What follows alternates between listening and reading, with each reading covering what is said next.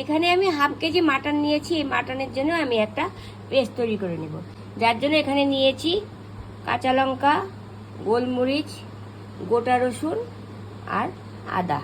এবারে এই মাটনের মধ্যে আমি পেস্টটা দিয়ে দেব। দিয়ে দিচ্ছি লবণ, হলুদ আর দিয়ে দিচ্ছি টক দই।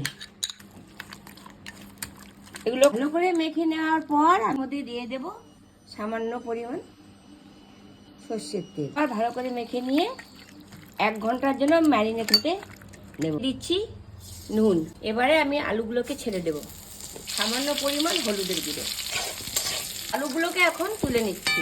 কড়াইতে আরেকটু তেল অ্যাড করলাম। এবার এর মধ্যে দিয়ে দিচ্ছি গোটা গরম মশলা, তেজপাতা, লবঙ্গ। এবারে এর মধ্যে দিয়ে দিচ্ছি কেটে রাখা পেঁয়াজ। হয়ে গেছে। এবারে এর মধ্যে ম্যারিনেট করা মাংসগুলোকে দিয়ে দেব। মাংসটাকে ভালোভাবে কষাতে হবে। এর মধ্যে একে একে দিয়ে দিচ্ছি জিরের গুঁড়ো, ধনের গুঁড়ো দিয়ে নাড়িয়ে নিতে হবে।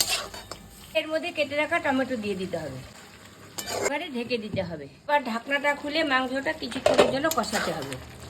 মাংসটা ভালোভাবে কষানো হয়ে গেছে। এবার এর মধ্যে দিয়ে দিচ্ছি আলু, দিয়ে দিচ্ছি পরিমাণ মতো গরম জল, কাঁচা লঙ্কা। সসপ্যানে মাংসগুলোকে সিদ্ধ করে নিয়েছি। এবারে এর মধ্যে আমি দিয়ে দিচ্ছি শাহি গরম মশলার গুঁড়ো। মাংসটা আমার তৈরি হয়ে গেছে।